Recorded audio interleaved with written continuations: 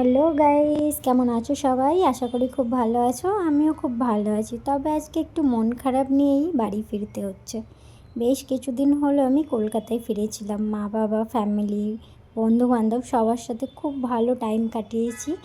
এরপরে তো যাওয়ার পালা। তাই সকাল সকাল বেরিয়ে পড়েছি একটা ট্যাক্সি ডেকে।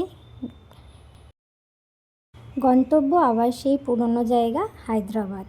তো সকালবেলা বেশ রাস্তায় কুয়াশা ছিল। তো কুয়াশা কাটিয়ে সকাল সকাল পৌঁছে গেলাম শালিমার স্টেশন। আর আজকের জার্নিটা আমি একাই করছি, আমার সাথে কেউ নেই। আমি লাইফে ফার্স্ট টাইম এরকম একা একা জার্নি করছি, তাও বা এতটা লং ডিস্টেন্স। ভীষণই লং, প্রায় 30 ঘন্টার মতন জার্নি। তো যাব ট্রেনে করে, তাই শালিমার স্টেশনে এসে ট্রেনের জন্য অপেক্ষা করছিলাম। তার মধ্যেই আমার ট্রেন এসে হাজির। আর এই হচ্ছে আমার সিট, একদম জানালার ধারেই পেয়েছিলাম, তার জন্য আমি ভীষণ খুশি। তো জানালার ধারে সিট পেয়ে তো খুশি হয়ে বসে গেলাম। তারপরে আমাদের ট্রেন ছেড়ে দিল। তো কলকাতার শহরকে টাটা বাই বাই করে শালিমার থেকে পৌঁছে গেলাম খড়গপুর স্টেশন।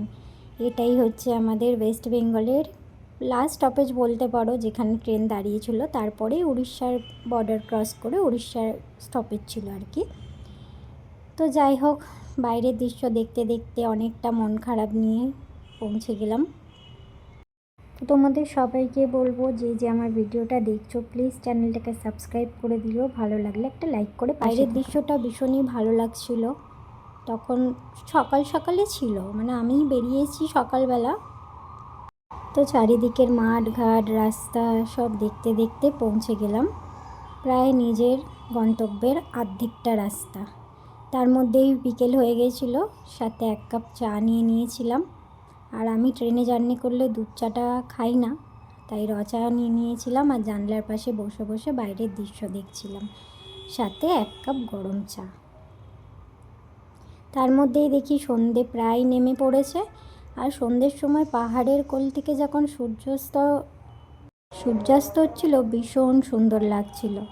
এগুলো কিন্তু পাহাড়, জানি না ক্যামেরায় কতটা বোঝা যাচ্ছে, বাট সামনে থেকে দৃশ্যটা ভীষণ সুন্দর ছিল। একদম পাহাড়ের গা বেয়ে সূর্যটা আস্তে আস্তে করে ডুবছে, আর আকাশটা পুরো লাল হয়ে গেছিল।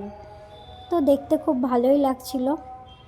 আর একা একা জার্নিটা বেশ ভালো কাটলো। তারই মধ্যে পৌঁছে গেলাম হায়দ্রাবাদ, মানে সিকান্দ্রাবাদ স্টেশন। সেখান থেকে একটা ক্যাব করে নিয়েছিলাম, কারণ আমার সাথে অনেক ব্যাগপত্র ছিল। তারপরেই বাড়ি চলে এলাম। বাড়ি হয়ে একটু ফ্রেশ হয়ে গেলাম। কাল থেকে শুরু হবে আবার একটা নতুন জার্নি। আমার সাথে থাকার জন্য